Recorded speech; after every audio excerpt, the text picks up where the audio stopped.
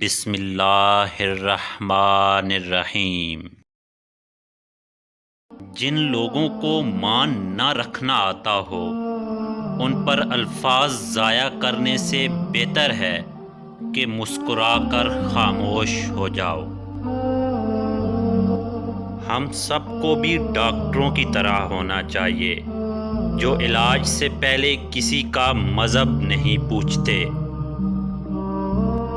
زندگی میں کچھ غلط ہو جائے تو گھبرانا مت، کیونکہ دودھ کے پھٹنے پر وہی لوگ پریشان ہوتے ہیں جنہیں پنیر بنانا نہیں آتی۔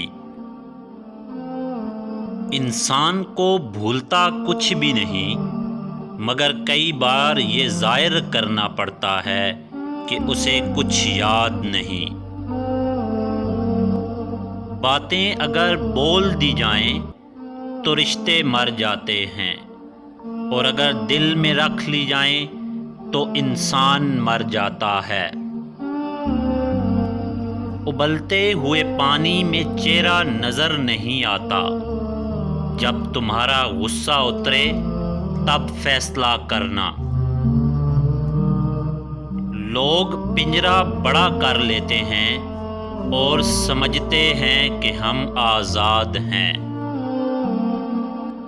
ابراہیم بن ادم سے کسی نے پوچھا کہ گوشت مہنگا ہو گیا ہے، اس نے کہا خود سستا کرو۔